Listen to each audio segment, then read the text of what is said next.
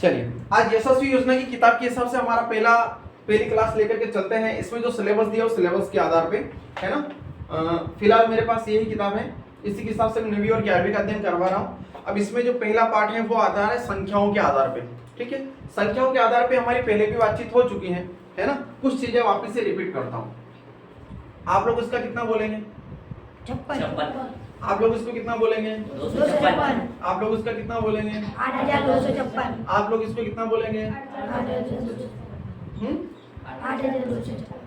पक्का? हाँ। आप लोग इसका कितना बोलेंगे? 8256। बोलो। 8256। मैं एक जीरो लगाता था। अब कितना बोलेंगे? अब कितना बोलोगे? 10,0256। इकाई, दहाई, सैकड़ा, हजार, 10,000, लाख, 10 लाख, यानी कि 10 लाख 8,256। सभी को कंप्लीट आता है? हाँ। नहीं आता है तो इसकी मेरे पास एक तरीका है बताने का। बताओ। बता दो। हम इकाई दहाई यहाँ से शुरू करते हैं। इकाई, दहाई, सैकड़ा, हजार, 10,000, 10,000, लाख, 10 लाख, 10 लाख, 10 लाख, 10 करोड़, 10 करोड़ और 10 करोड़। बस गणा ज्यादा की करें। हमने क्या बना लिया? एक टेबल बना लिया। हाँ।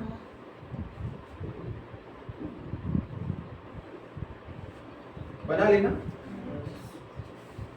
चलिए अब हम जब गिनती के अंक लिखना चालू करते हैं किधर से करते हैं? इकाई की तरफ से। बताइए कितना? 6। बताइए कितना? 5। अरे दोनों मिला के इकाई दहाई से मतलब 2 अंक यानी 56। यहाँ तक तो सबको याद होगा। किसको याद नहीं है? सबको याद है? अर्पित पक्का? विद्या कसम? ठीक है, शाबाश। सैकड़ा नंबर मतलब 3 नंबर पे आता है ना। यहाँ पर मैं लिख देता हूँ 2। तो अब कितना हो गया? 256। अब कितना हो गया? 8,256। सीरियल पकड़ में आ गई। क्या बोल रहा है? 1000 हाँ। मतलब 8,000। समझ में आ रहा है? हाँ।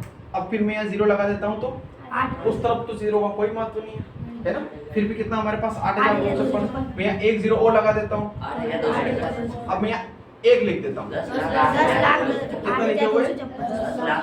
10 लाख 8,256। तरीका समझ में आया? Yes sir. बेस्ट तरीका है ना? बेस्ट तरीका है ना। अब ऐसे आप लोग अनेक सवाल कर सकते हैं और परीक्षा में आ जाएगा इस प्रकार के अंक लिखे हुए हैं और 4 ऑप्शन आ जाएंगे शब्दों में लिखे हुए कि 10,08,256, 1,08,256, इस प्रकार से अलग अलग वेरायटी में। तो अपने को सही शब्दों का चयन करना है ना। जैसे यहाँ तक तो कोई दिक्कत नहीं आती, जैसे जैसे बड़े मान आते हैं तो परेशानी आ जाती। अगला उदाहरण ले लेते हैं। कितना है? 8। कितना है? 68। कितना है? 268। कितना है? 8,268। कितना है? 8,268। कितना है? 10,000 है ना। हाँ। तो 10 मतलब 18,000। 10 कब बनेगा? ये इन दोनों अंकों को लेके तब 10 बनेगा। हाँ। ठीक है। अब कितना है? कितना लिखा हुआ है? 8 लाख ये कितना? 18,268। ये कितना है? लाख। लाख है ना। तो कितना हुआ? 8,18,256। तरीका समझ में आया? Yes sir. अब कितना है? कितना है? ये कितना है? 28 लाख। 10 लाख। तो 10 लाख कब बनेंगे दोनों को मिला के? हाँ। 10 लाख कब बनेंगे? 28। ये 10 लाख कब बनेंगे? दोनों को मिला के। 10 लाख मतलब 2 अंक होना चाहिए। हाँ। तो ये 2 अंक यहाँ पर है तो 28 लाख 18,268। समझ में आया? Yes sir. मैं यहाँ पर एक संख्या लिख देता हूँ 5 करोड़। है ना। अब वो इकाई दहाई गिनने की आवश्यकता ही नहीं है ना। है ना। कितना है? 52 करोड़। अरे सिर्फ करोड़ है, यहाँ पर 10 करोड़ नहीं है। करोड़ मतलब 5 करोड़ 28 लाख 18,268। है ना। मैं यहाँ पर एक और संख्या लिख देता हूँ 63 लाख। 65 करोड़। 65 करोड़। 10 करोड़ की बात हो रही ना। 10 करोड़ कब बनेंगे? दो अंकों को मिला करके 65 करोड़ 18,268। आइए कंप्लीट। समझ में आ गया? Yes. चलिए तरीका आसान है क्या? यस। और ले लेते हैं है ना।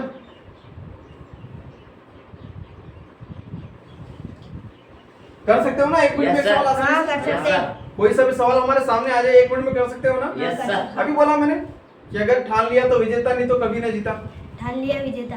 है ना। बस चलिए बताइए कितना, जीरो कितना, जीरो कितना, 2000। अरे अरे सोच के, गलत नहीं, 200 कितना, 200। कितना, 1200। 1200 या 1200, लेकिन कोशिश करना है कि 1200 बोले। हाँ। समझ में आ रहा है? कितना, 21,200। कितना, 8 लाख। सीधा यहाँ से यहाँ। 21,200। 8 लाख, 8,21,200 है ना। 21 मतलब 10, हाँ। है ना। फिर 1000 में यहाँ से अंदर, ठीक है। फिर अगला 78 लाख 21,200, ठीक है। फिर कितना, 9,78,21,200 पक्का? यस। झूठ तो नहीं बोल रहा हूँ? नहीं। पाप लगेगा। अब कितना, 59,78,71,21,200 आराम से 69 करोड़। करोड़, 10 करोड़ की बात है। 69 करोड़ मतलब 78 लाख 21,200 समझ में आया? हाँ।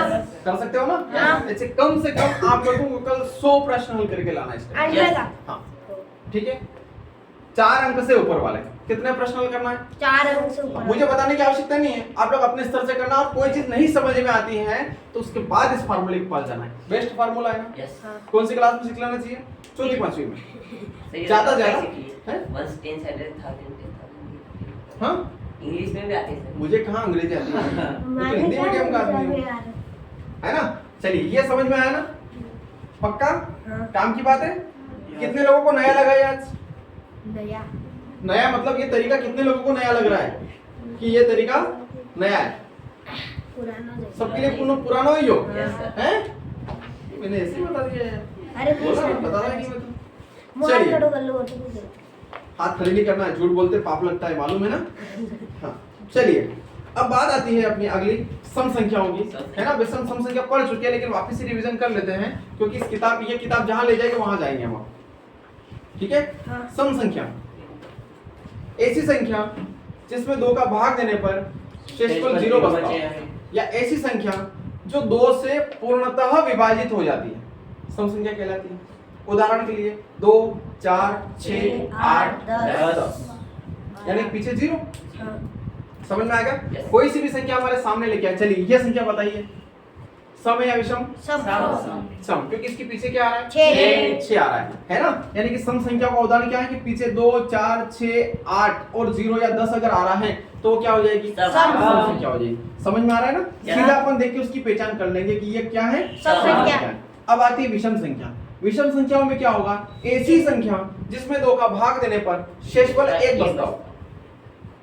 ऐसी संख्या जिसमें 2 का भाग देने पर शेषफल कितना बचता हो? एक। 1 बचता हो। तो क्या हो जाएगा? विषम संख्या। विषम संख्या हो जाएगी। समझ में आ रहा है? Yes. कैसे? कैसे? 5। जैसे 3 5। में हम 2 का भाग देंगे तो शेष 1 बचेगा। हाँ।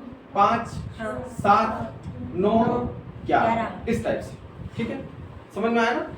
ऐसी संख्या जिसमें 2 का भाग देने पर शेषफल 1 बचता हो तो विषम संख्या कहलाएगी। अगली आती है अभाज्य संख्या। अभाज्य संख्याओं से मतलब कि वे संख्याएं जिसमें सिर्फ उसी संख्या का भाग जाता है। वे सभी संख्याएं जिसमें सिर्फ उसी संख्या का भाग जाता हो अभाज्य संख्या कहलाती है। समझ में आ रहा है? हाँ। कैसे? 2, 3। 2 में किसी अन्य पहाड़े का भाग जाता है? नहीं।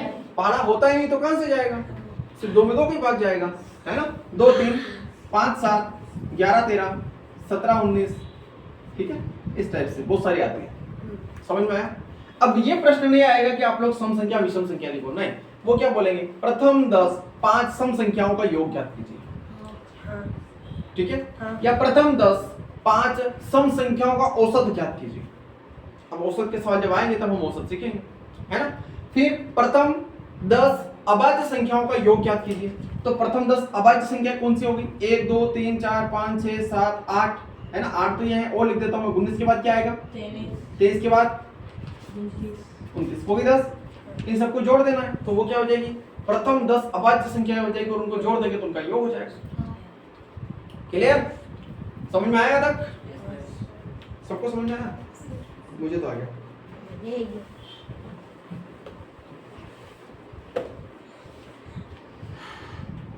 चलिए एक और टॉपिक आया यहाँ पे योज्य प्रतिलोम, है ना। इसका परीक्षा में प्रश्न आने का मुझे लग रहा है कि पूरा आएगा। योज्य प्रतिलोम किताब के हिसाब से चलते हैं। बताया किताब ने किसी धनात्मक संख्या का योज्य प्रतिलोम उस संख्या का ऋणात्मक मान होगा, है ना। यानी कि कोई भी संख्या 5 है ना। अब प्रश्न क्या आएगा कि 5 का योज्य प्रतिलोम बताइए, तो कितना आ जाएगा? -5। ये इसके उत्तर, सिर्फ दिमाग का खेल, बस समझ में आ रहा है? हाँ कितना आ जाएगा? -5 है ना। योज्य प्रतिलोम की परिभाषा क्या है? लिख लो, नोट करो, कॉपी पेन साथ में रखा करो, फटाफट समय बिगाड़ना है अपने को, 1 मिनट का भी। योज्य प्रतिलोम देश लगा लिखो, किसी धनात्मक संख्या का योज्य प्रतिलोम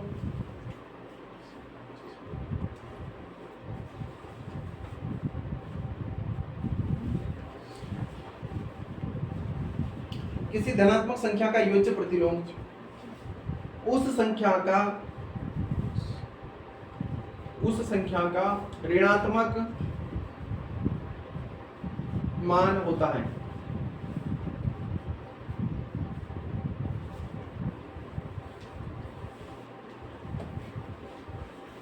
है ना। हाँ। जैसे 1 2 3 4 5 का योज्य प्रतिलोम कितना? -1 -2 -3 -4 -5। पूरा लिख लो, पता चल जाएगा ऑटोमेटिक कि क्या करना है अपने को, है ना। यस समझ में आ गया? बहुत बढ़िया।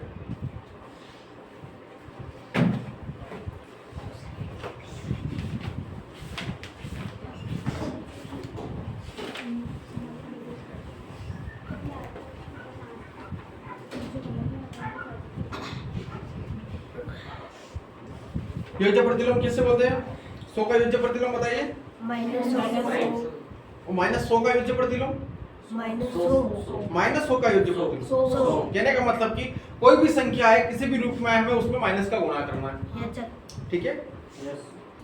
अभी तो आप लोगों को एक वो चीज भी बताना मुझे, माइनस प्लस का गुणा कैसे करते हैं, है ना। बहुत सारे लोग कंफ्यूजन में रहते हैं।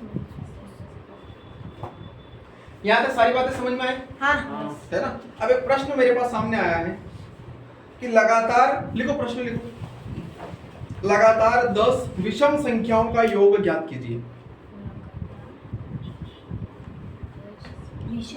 हाँ, लगातार 10 विषम संख्याओं का योग ज्ञात कीजिए।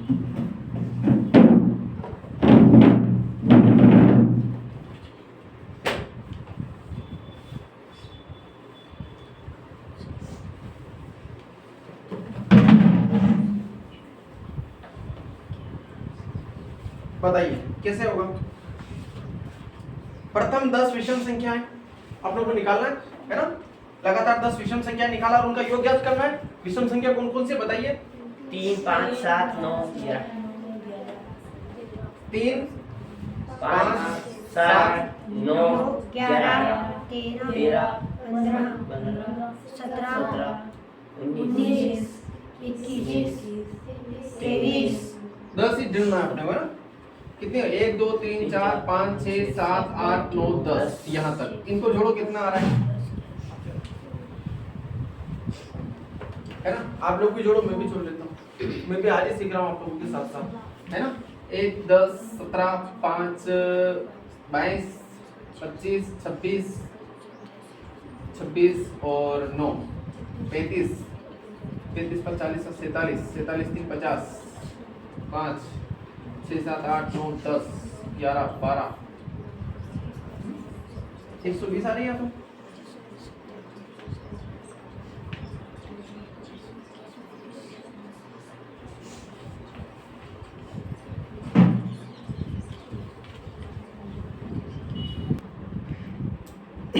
चलिए, क्या प्रश्न था हमारा कि 10 विषम संख्याओं का योग क्या होगा? कर लिया ना, हाँ है ना।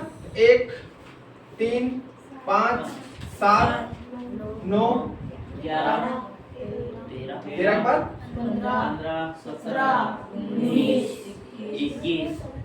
आप लोग को चाहिए 10 यहीं तक। इनका योग करो, कितना होता है? 100 100 होता है। जोड़ लिया है ना, क्योंकि एक भी हमारी विषम संख्या के अंतर्गत आती है। ठीक है, तो हमारे पास प्रथम 10 विषम संख्याओं का योग कितना हो रहा है? 100 समझ में आ गया? यस पक्का से पक्का? यस चलिए,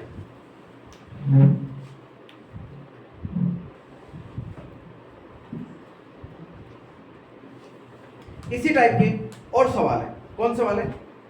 स्थानीय मान तथा विस्तारित रूप का एक टॉपिक आया है सामने, है ना। इसमें कुछ समझाइश दिए, सूचना दी। आप लोग पढ़ते हो कभी भी कोई सूचना आती है तो पाठ सीधे पाठ पढ़ना चालू कर देते हो, हैं? क्या बात है।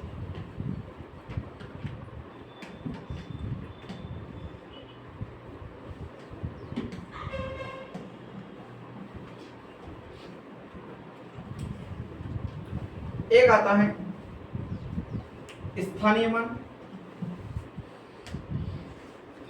और एक आता है जातीय मान।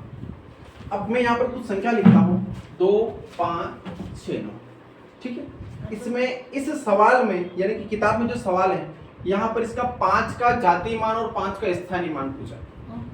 तो मुझे बताइए कि 5 का स्थानीय मान कैसे निकलेगा? 5 लिखा हाँ। और 5 के बाद कितने अंक हैं? 2 2 अंक हैं, हाँ। तो हमें यहाँ पर 2 अंक लगा देना है। हाँ। तो 5 का स्थानीय मान कितना हो गया? 500। 500। और उसी 5 का अगर जाति मान पूछे तो 5 ही। सिर्फ 5, हाँ। ना उसके भी आगे है ना उसके पीछे। समझ में आ गया? हाँ, तो समझ में आया ना सवाल? मैं बता चुका हूँ पहले, लेकिन कुछ लोग आज नए आए हैं और किताब के हिसाब से अगर चल रहे तो हमें थोड़ा बहुत इसके ऊपर वार्तालाप करना जरूरी है।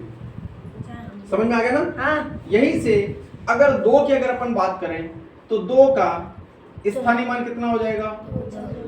2000 हो जाएगा, है ना। और 2 का जाति मान कितना हो जाएगा? 2। अब एक तो प्रश्न इस प्रकार से आते हैं और एक प्रश्न आते हैं जैसे ये पहला वाला था 5 वाला, तो 5 का स्थानीय मान और जातीय मान का योग ज्ञात कीजिए। मतलब जोड़ना। योग का मतलब क्या होता है? जोड़ना। अब सबसे पहले हम 5 का स्थानीय मान निकालेंगे, फिर 5 का जातीय मान निकालेंगे और दोनों का योग कर देंगे, तो कितना हो जाएगा? 505 पक्का? 505। बस ये सवाल है हमारा। हाँ। कठिन है ना? नहीं। सरल है। सरल है सर।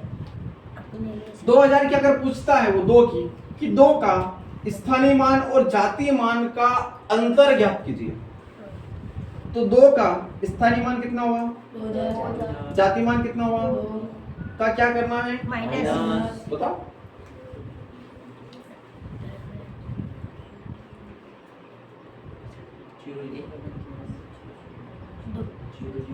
है घटाओ नहीं आता आप लोग? 1998। 2000 में एक कम करेंगे तो 1999, 2 कम करेंगे तो 1998, है ना। कितना आएगा? 1998। और दूसरा तरीका, इतना कंफ्यूज नहीं होना है, लोड नहीं लेना है। 2 यहाँ पर लिखो, घटाओ, 10 में से 2 गया 8, यहाँ कितने बचे? 9 का कितने बचे? कितने बचे? बराबर आ गया? समझ में आ गया ना? टेंशन नहीं लेने का। टेंशन कौन लेता है? टेंशन कौन लेता है? टेम्पो वाला। टेम्पो वाला। ठीक है, हाँ।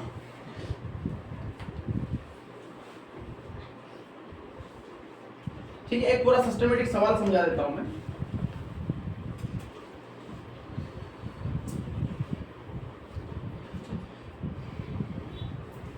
सात 0 3 6 4।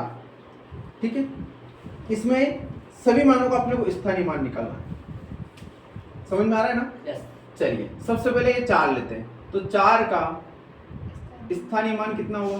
4 हुआ, क्योंकि कोई नहीं है। इसके पास कोई ऐसा है ही नहीं, तो ना 0 लगाने की आवश्यकता ही नहीं। फिर 6 का स्थानीय मान 60। 3 का स्थानीय मान 300। 300। 0 का स्थानीय मान है वही 0 0, 2 बार लिखो, 3 बार लिखो, 10 बार लिखो, 100 बार लिखो। इसके बाद 7 का स्थानीय मान कितना आएगा? है? हाँ यार, और इस खिड़की के बांध को इसको ध्यान रखिए। हाँ, खिड़की ओरिजिनल होने देते ठीक है ना? हाँ स्थानीय मान समझ में आया। और अगर इन सभी का जातीय मान निकाले तो ये यहाँ पर निकाला हमने स्थानीय मान, ठीक है? यहाँ पर निकालते हैं जातीय मान। जातीय मान। तो 4 का जातीय मान 4 4, 6 का जातीय मान 6 3 का 3 0 का 0 7 का 7 स्थानीय मान और जातीय मान का टॉपिक समझ में आया? Yes. अभी जो बताया मैंने योज्य प्रतिलोम, है ना? अभी इससे पहले बताया था ना योज्य प्रतिलोम Yes. को और जातीय मान स्थानीय मान का एक सवाल फिक्स है तुम्हारा, गारंटी है, ठीक है? Yes sir. एक नंबर पक्का। 1 नंबर पक्का। 1 नंबर था, 2 नंबर आ गए। नंबर का तो मैं नहीं बोल सकता, वो तुम्हारे ऊपर डिपेंड करता है। सवाल पक्का है ये मैं बोल सकता हूँ। हाँ 10 नंबर सही कर तो 1 नंबर पक्का। का सर 1 नंबर बहुत आ गए इस बार। एक प्रश्न 1 नंबर। अभी क्या समझाया फिर मैंने? 100 नंबर। एक सवाल लिखिए, फटाफट लिखो। बोलो तो 4 4 8 5 7 6 2 3 सब पास पास में लिखना है ना? में 7 का 7 का स्थानीय व जातीय मान में अंतर,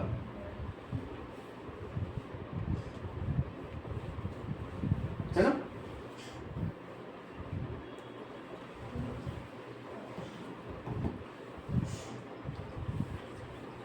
स्थानीय व जातीय मान में अंतर। अब 7 कहां पर है? यहाँ पर, ठीक है? 7 का स्थानीय मान कितना होगा? 7000। 7 का जातीय मान कितना? 7 क्या करना है? अंतर अंतर मतलब घटा माइनस करना है, घटाना है, ठीक है? तो 10 में से 7 गया, यहाँ पर कितना? यहाँ पर कितना? यहाँ पर कितना? ये इसके उत्तर। सवाल कठिन है? नहीं पक्का? पक्का। ज्यादा कठिन नहीं है, है ना? और सवाल तो कैसे करेंगे?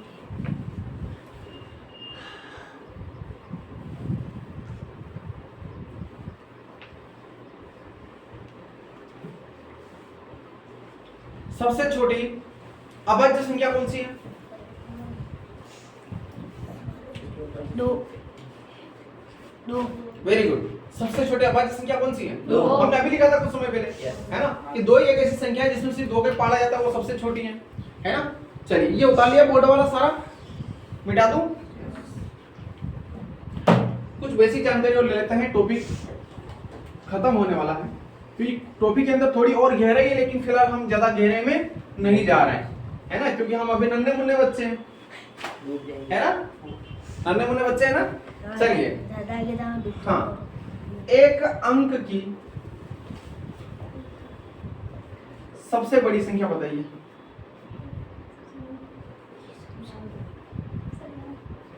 कितनी है? 9 है ना? एक अंक की सबसे बड़ी संख्या कौन है? 9 9। समझ में आया? 10 2 अंक की सबसे छोटी संख्या? 2 2 अंक की अच्छा छोटी क्या? सबसे छोटी संख्या कौन है? 10 कितना है? कुछ अलग अलग जवाब आ रहे थे, बताइए कितनी है? 10 है। पक्का? ये 10 तो बड़ी लग रही मुझे, छोटी कहां से है ना? 2 अंक की सबसे छोटी है, क्योंकि 10 से पहले क्या आता है? 10 से पहले क्या आता है? 9। और 9 एक अंक का है ना? तो एक अंक की सबसे बड़ी संख्या कौन हो गई? 9 हो गई। और 2 अंक की सबसे छोटी संख्या कौन हो गई? पक्का? अब इसी तरीके से आगे चलते हैं। 2 अंक की सबसे बड़ी संख्या, 2 अंक की सबसे बड़ी संख्या कौन है? 99 तो बोलते हैं इसको। 99 इंग्लिश का नाम है। हाँ सर। चलिए फिर बात करते हैं 3 अंकों की।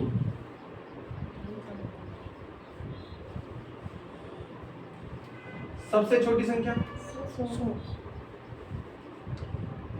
कौन है? और 3 अंकों की सबसे बड़ी संख्या?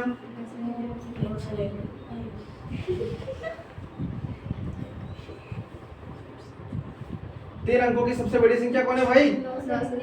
पक्का? सही बोलना, गलत मत बोलना, है ना? ठीक है, चलिए फिर 4 अंकों की सबसे छोटी संख्या?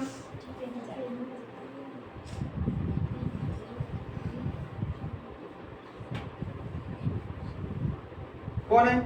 1000। 1000। और उसी प्रकार से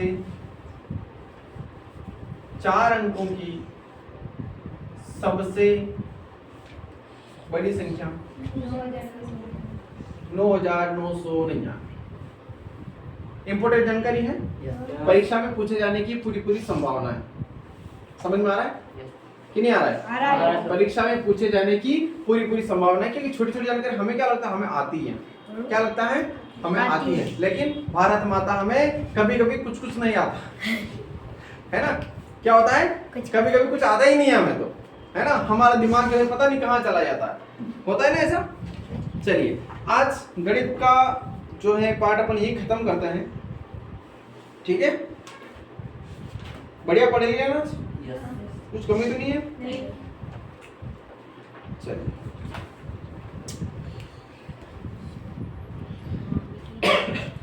टाइम क्या हुआ तू बताएगा?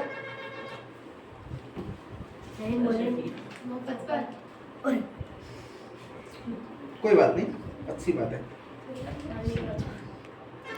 देखिए, गणित का टॉपिक क्लोज करते हैं, ठीक है। हाँ। अब आते हैं हम विज्ञान के पास, है ना।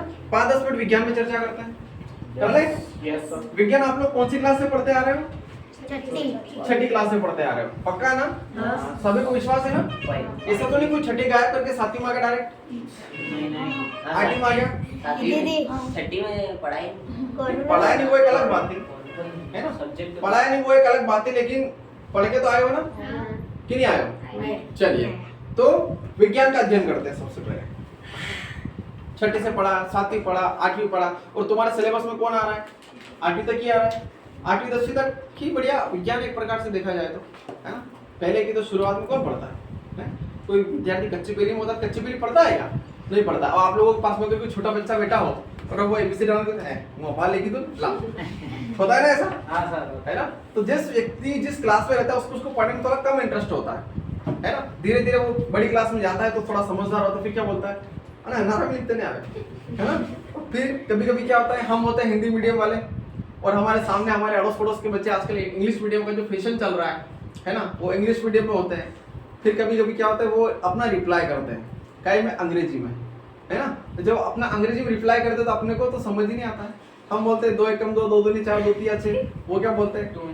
2 1 जा 2, 2 2 जा 4, 2 3 जा 6।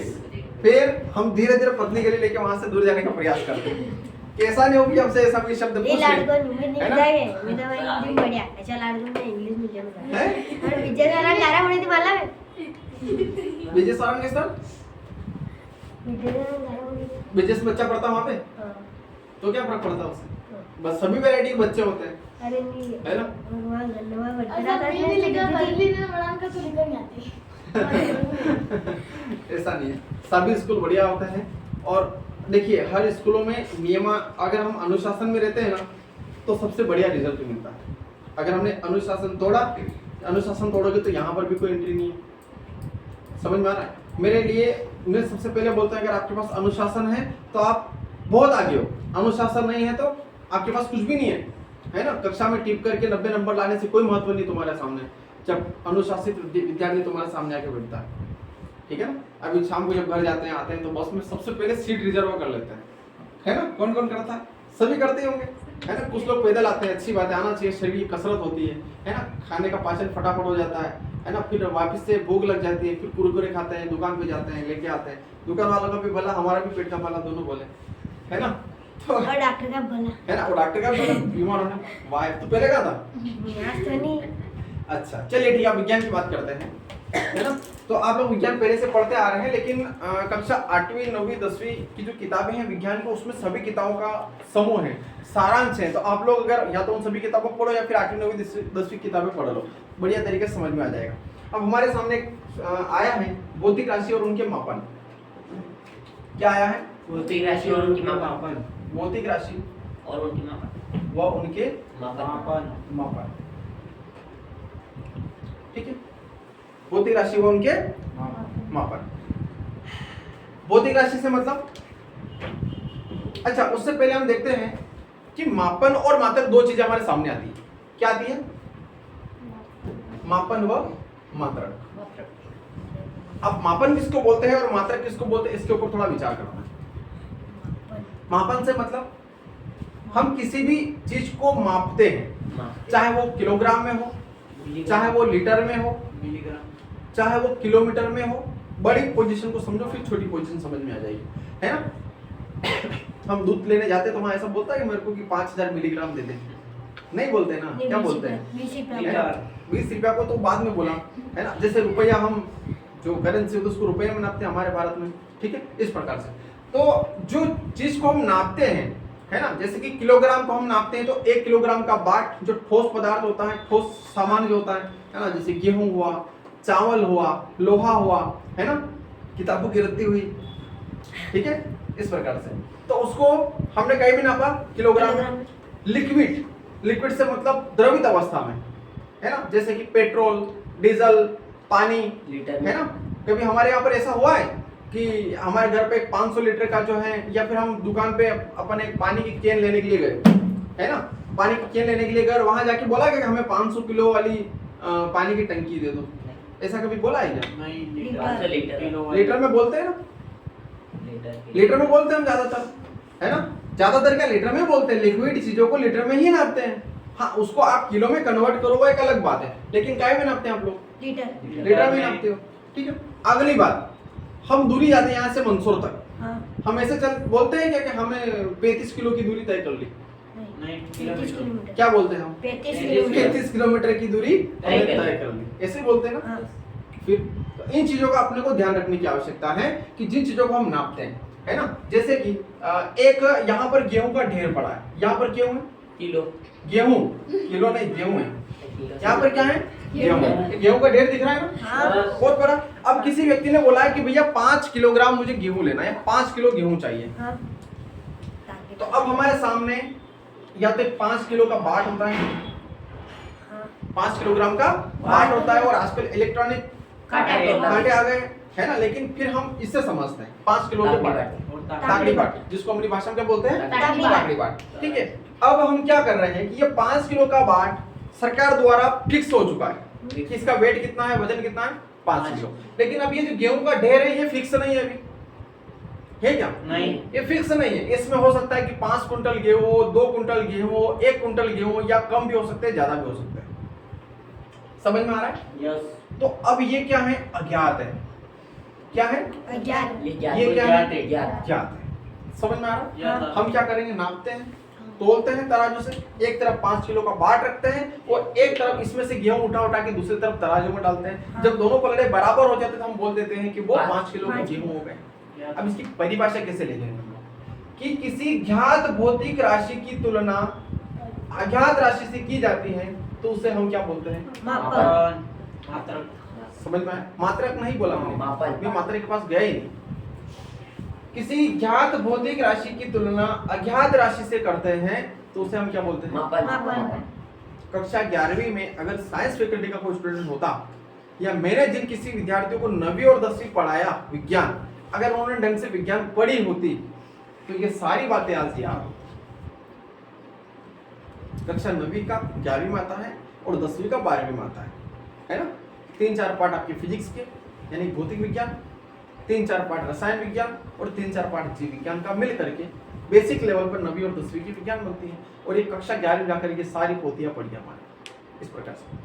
तो हम बात कर रहे थे मापन की कि किसी ज्ञात भौतिक राशि की तुलना अज्ञात राशि से करते हैं तो उसे हम बोलते हैं मापन। समझ में आ गया ना? ये 5 किलो का बाट फिक्स था या गेहूं का ढेर फिक्स नहीं था, हमने इसमें से 5 किलो के बराबर वेट नाप लिया है तो ये हो गया इसका मापन। 5 किलो। ठीक उसी प्रकार से एक पेट्रोल पंप है। क्या है? पेट्रोल पंप है। ठीक है, अब इसके टैंक में कितना लीटर जो है पेट्रोल डीजल भरा हुआ है हमें नहीं मालूम है, लेकिन हम गए, हमने बोला भैया हमें 5 लीटर पेट्रोल चाहिए। हाँ। तो ये 5 लीटर ये क्या है? ज्ञात है। अब इसमें क्या है? अज्ञात। अज्ञात है। तो ज्ञात भौतिक राशि की तुलना अज्ञात राशि से करते हैं तो वो क्या हो गया? हमारी मापन। समझ में आ गया ना? मैंने 2 प्रकार से समझा दिया। Yes. अब बोलते हैं मात्रक, हम उसको किस रूप में व्यक्त करते हैं? यानी कि शुद्ध भाषा में कहें तो उसका सरनेम। क्या? सरनेम। कैसे? हमने इसको काय में नापा, किलोग्राम। हमने इसको काई में नापा, लीटर। समझ में आया, हाँ है ना। और अगर कोई व्यक्ति यहाँ से मंदसौर तक की दूरी तय कर रहा है तो 32 किलोमीटर। किलोमीटर। तो हमने इसको काई में नापा किलोमीटर।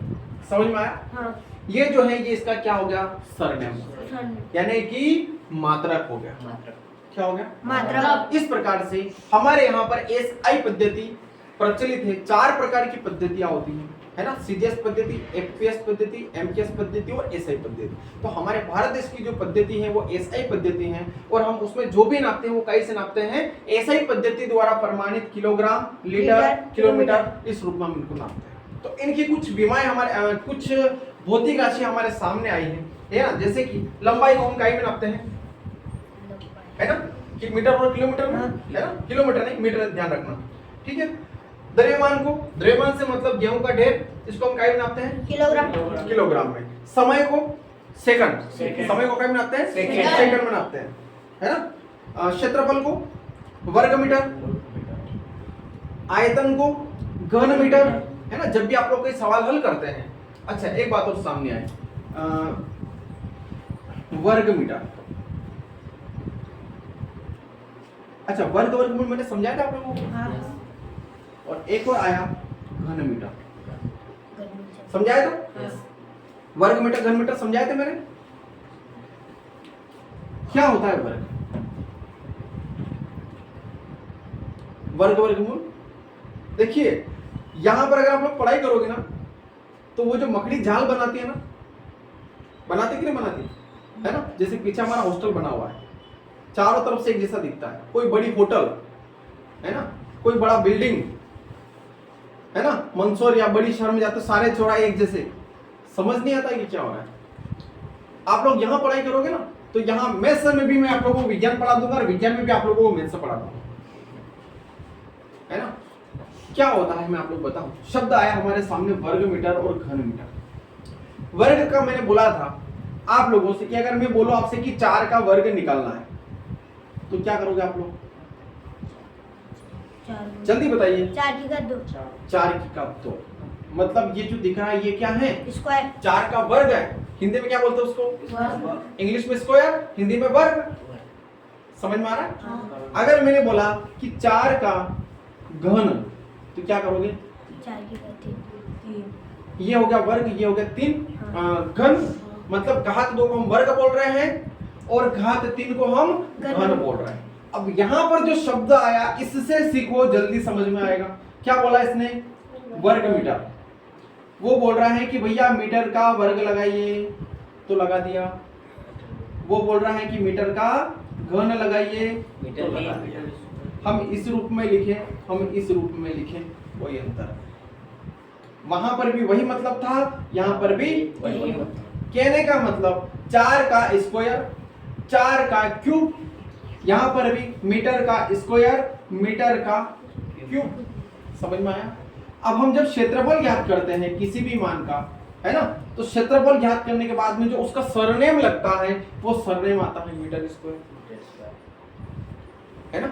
आयत का क्षेत्रफल, लंबाई गुणित चौड़ाई। आयत का क्षेत्रफल कितना आता है, लंबाई है ना। मान लिया जाए कि 2 मीटर लंबाई हो गई और 3 मीटर चौड़ाई हो गई, ठीक है।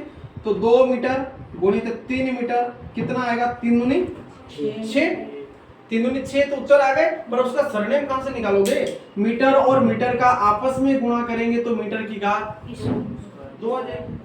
इसको बोलते हैं मीटर का स्क्वायर। समझ में आया। हाँ। गणित समझ में आ रही है। हाँ। उधर विज्ञान, 1 तीर 2 निशाने। कुछ पल्ले पढ़ रहा है। साइंस पढ़ना कठिन तो नहीं है ना। नहीं। अब कौन किसी ने बताया तुम्हें डराया होगा कि नहीं साइंस में नहीं जानो, कठिन है, उसको पकड़ के मेरे पास ले आना। कहां से कठिन है भाई, साइंस कहां कठिन है बताइए मुझे। हम साइंस ही तो पढ़ रहे हैं, इतना सरल। अगर साइंस कठिन हो तो हम 9वीं 10वीं विज्ञान कैसे पास करते। जैसे 9वीं में कुछ लोग अभी आए हैं, लेकिन कुछ लोग 11वीं में आ गए हो ना। अगर विज्ञान कठिन होती तो आप लोग 10वीं 9वीं की विज्ञान कैसे पास करते हैं मेरे भाई, बताइए मुझे। हमारे यहाँ पर एक और नियम है, बताओ, डरना मना है। अभी है ना, डरना मना है अभी से, है ना। सच बताऊं डर होता ही नहीं है, सच बताऊं डर होता ही नहीं है। अगर आपने ठान लिया कि हाँ शमशान घाट में भूत रेवे तो रेवे, मन का बम। नहीं रेवे। और अगर आपने ठान लिया कि नहीं रेवे तो नहीं रेवे, वो आग के ऊपर डिपेंड है। क्यों दिव्या, रेवे डरना नहीं है, कभी भी नहीं डरना है ना। पहले के टाइम पे शमशान घाट गांव से बाहर होते थे, अब शमशान घाट गांव के लगभग 20 में होने लग गए, है ना, आसपास के लोग रहने लग गए, है ना। तो भैया कुछ भी कठिन नहीं है, किसी से डरने की आवश्यकता नहीं है ना। अगर आप लोग समझ करके पढ़ाई कर रहे हो तो सब सरल है, और अगर आप लोग समझ नहीं रहे हो, दादागिरी करो, मैंने याद कर लो भार नहीं याद रहेगा वो, आप उसके साथ दादागिरी कर रहे हो यार, है? आप अपने मित्र के साथ बैठते हो, दादागिरी से बैठते हो, बैठने देता हो, नहीं बैठने देता, है ना। आप किसी बस में ट्रेवल कर रहे हो, ट्रेन में जा रहे हो, है ना, बोल रहे हो मैं कैसा करे मन विवाद है, बैठने देगा वो? नहीं बैठने देगा, वो पहले देखेगा मुंह कटे जाए वगैरह, ऐसा है ना। लेकिन अगर बोलेंगे क्या अंकल जी भाई साहब थोड़ा विनर निवेदन है कि थोड़ी सीट दे दो, तो निश्चित बात है कि वो कहीं ना कहीं अपने को पनाह दे ही देगा, है ना। अगर आप लोग दादागिरी करोगे तो दादागिरी ही मिलेगी, अगर आप आराम से प्यार से बात करोगे तो प्यार प्रेम ही मिलेगा, अपना जी बढ़ावा देगा, बिल्कुल रहते हैं। समझ में आया ना। तो इस प्रकार से हमारे सामने बहुत सारी भौतिक राशियां हैं, मात्रक हैं, मैं आप लोगों को पीडीएफ के माध्यम से आपके ग्रुप में पहुंचा दूंगा, ठीक है। सर समय बताएगा कोई? 10-10 हुए भी, चलिए थोड़ा और पढ़ते हैं।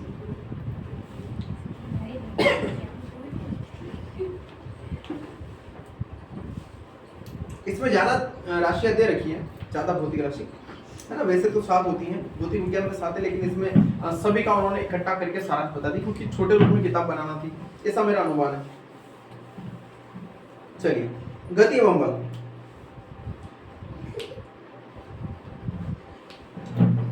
यदि किसी वस्तु की स्थिति किसी स्थिर वस्तु के सापेक्ष एक समान रूप से बदल रही हो तो उसे हम बोलते हैं गति, है ना।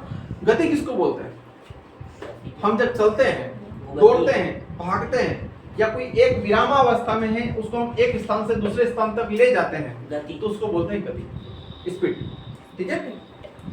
अब बारी आती है दूरी और विस्थापन, गति के ही पार्ट है दूरी और विस्थापन, है ना। सभी को समझ में आना चाहिए, कक्षा 9वीं में मैंने तो समझा ही रखा अपने स्कूल में, है ना, आप लोगों की भी पढ़ाई रखा होगा। दूरी और विस्थापन। अब दूरी की परिभाषा क्या होगी? किसी वस्तु द्वारा तय किए गए पथ की लंबाई को दूरी कहते हैं, है ना। मान लिया जाए यहाँ से मंदसौर तक की दूरी, मंदसौर बढ़िया उदाहरण रखना, है ना, मच्छी रोड सीधा आरसीसी रोड आके बंद करके चले जाओ, है ना। तो यहाँ से मंदसौर तक की लगभग 32, 33 या 35 जो भी किलोमीटर की नापते हैं, फिर से तो मुझे भी नहीं मालूम है, कोई 32 बोलता है, कोई 35 बोलता है, 34 या संजीत से 34, क्या संजीत से 34, हाँ संजीत से 34, ठीक है, जो भी XYZ। तो हमने यहाँ से लगा करके मंदसौर तक की वो जो भी दूरी है वो नाप ली, तो हमने उसको क्या बोल दिया, ये दूरी है। और विस्थापन में कि किसी वस्तु की प्रारंभिक यानी कि संजित, है ना, प्रारंभिक यानी कि संजित और अंतिम स्थिति के अंतर को, यानी हम जहां तक भी गए, हमने 15 किलोमीटर 20 किलोमीटर की दूरी जहां तक भी नापी, उसको हम क्या बोलेंगे? विस्थापन। यानी हमने पूरी दूरी नहीं किया है, पूरी दूरी तय नहीं किया, हमने बीच रास्ते तक ढाबला तक गए, हम 15 से 20 किलोमीटर तक यात्रा सफल करी हमने, तो उसको क्या बोलेंगे हम? विस्थापन। तो दूरी यानी पूरा मंदसौर गए, विस्थापन यानी कि 20 तक गए, तो जहां तक की दूरी हम नाप रहे हैं उसे हम क्या बोलेंगे? विस्थापन बोलेंगे। समझ में आया ना? हाँ। इसी के अंतर्गत परिभाषा आती है, 9वीं में भी है इसलिए मैं बता रहा हूं, रिवीजन हो जाएगा। एक समान गति या असमान गति, है ना। एक समान गति से मतलब हम यहां से लगा करके मंदसौर तक एक जैसी चाल से चले, हाँ। है ना। जब कोई वस्तु, व्यक्ति, पिंड, कण एक समान चाल से एक स्थान से दूसरे स्थान तक जाता है, तो वो उसकी होगी एक समान दूरी, एक समान चाल हो गई, एक समान उसकी गति हो गई। लेकिन कोई व्यक्ति असमान चाल से, जैसे कहीं कहीं वो 20 की स्पीड से चल रहा है, कहीं कहीं वो 40 की स्पीड से चल रहा है, यानी उसकी स्पीड है कम ज्यादा हो रही है, क्या हो रही? उसकी स्पीड कम ज्यादा हो रही है, तो वो असमान चाल से चल रहा है। समझ में आया? समान चाल में और समान चाल में अंतर समझ में आया? यानी हम एक जैसे चलते हैं है ना, 20 की स्पीड से 30 की या 50 की, जो भी हमारे पास स्पीड लिमिट है, हम एक जैसी स्पीड से चल रहे तो वो हो गई एक समान चाल, और अगर हम कम ज्यादा कर रहे तो वो हो गई हमारी असमान चाल, है ना। चाल का फार्मूला होता है चाल बराबर दूरी बटा समय, मालूम है ना, चाल बराबर दूरी बटा समय। इसी प्रकार से आता है वेग, वेग, है ना। वेग की परिभाषा बता रहा है कि एकांक समय में कोई वस्तु एक निश्चित दिशा में जितनी विस्थापित होती है उसका वेग कहते हैं, है ना। जितनी स्पीड से जा रहा है उसका वेग कहलाएगा।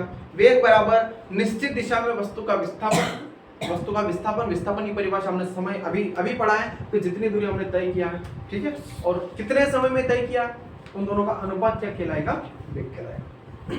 उसी के बीच में आता है एक और त्वरण। कक्षा 9 वालों को मैंने बताया था, समय के साथ वेग में परिवर्तन की दर को हम क्या बोलेंगे, त्वरण। क्या बोलेंगे, समय के साथ वेग में परिवर्तन की दर को त्वरण बोलेंगे, और त्वरण को हम स्मॉल a से दर्शाएंगे। समझ में आ रहा है, कैसे दर्शाएंगे, स्मॉल a से दर्शाएंगे। अब इसमें 3 प्रकार की गतियां आप लोगों के बीच में आती हैं, है ना, पढ़ी होगी आप लोगों ने, है ना। ये मिटा दूं ना, पीडीएफ के माध्यम से आप लोगों के पास पहुंच जाएगा। सारी बातें समझ में आ रही है यहाँ से, छूट तो नहीं रहा है। गति के 3 समीकरण होते हैं, गति के 3 समीकरण कौन कौन से, v बराबर u प्लस at, है ना, v बराबर u प्लस at, और s बराबर ut plus 1/2 at square, s बराबर ut प्लस 1/2 at स्क्वायर, और v स्क्वायर बराबर u स्क्वायर प्लस 2as। ठीक है, ये गति के 3 समीकरण होता है। गति के 3 समीकरण मतलब जब हम चलते हैं, रुकते हैं, वो रास्ते मोड़ते हैं, अपनी भाषा में क्या बोलते हैं उसको, कट बताऊं, ये बोले कट बता के यार, है ना। तो ऐसी स्थिति में गति के 3 समीकरण जो होते हैं हमारे ऊपर लागू होते हैं। देखिए, v से मतलब वेग, और u से मतलब दोनों वेग ही। कभी कभी हमारे पास 2 वेग काम करते हैं, हमारे पास 2 वेग होते हैं, तो एक को v से दर्शाते हैं, एक को u से दर्शाते हैं। a मतलब समीकरण, अरे समीकरण नहीं, त्वरण, है ना, त्वरण। a से मतलब त्वरण, t से मतलब समय, s से मतलब विस्थापन, s से मतलब विस्थापन, है ना, विस्थापन को s से दर्शाते हैं। ठीक है, u मतलब वेग, t मतलब टाइम, a मतलब t मतलब समय, वेग, विस्थापन। ठीक है, समझ में आया ना। इस गति के हमारे सामने 3 समीकरण। इसके बाद में आती है हमारे पास में अदिश और सदिश राशियां,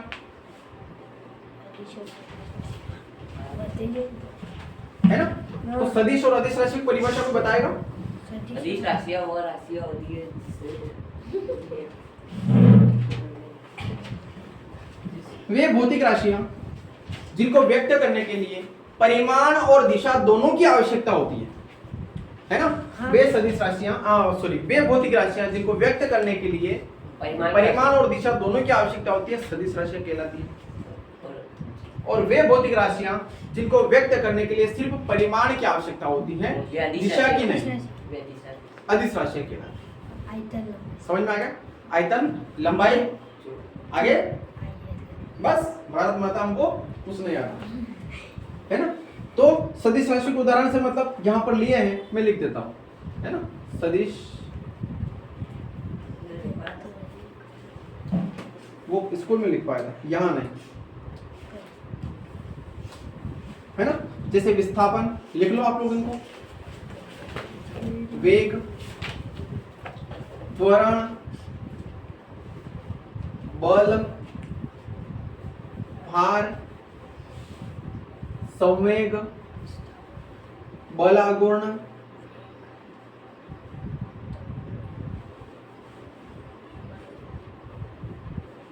व विद्युत क्षेत्र, ये सब क्या है, सदिश राशियां हैं। इसी प्रकार से अदिश राशियों का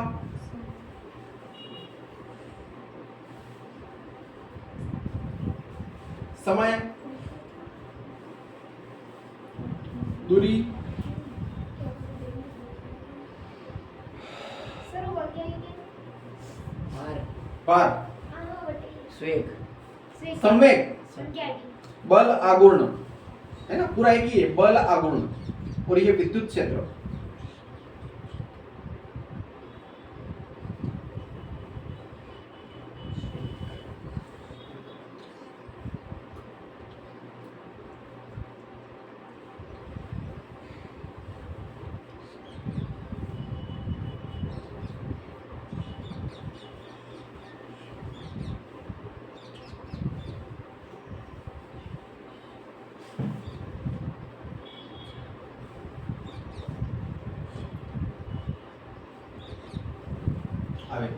ये सारी सदिश और अदिश राशि। अब प्रश्न कैसे आएगा, है ना, कि क्षेत्रफल सदिश राशि है या दूसरा क्योंकि साइकिल तो आए नहीं, 4 ऑप्शन आएगा, तो निम्नलिखित में से सदिश राशि है। अब सदिश राशि के लिए उसने 4 नाम बता दिए, एक ले लिया शक्ति, एक ले लिया दाब, एक ले लिया आवेग और एक ले लिया विद्युत क्षेत्र। तो आपके लिए सही कौन सा है? विद्युत क्षेत्र। समझ में आया ना? इस प्रकार से आप लोगों के सामने प्रश्न आएगा।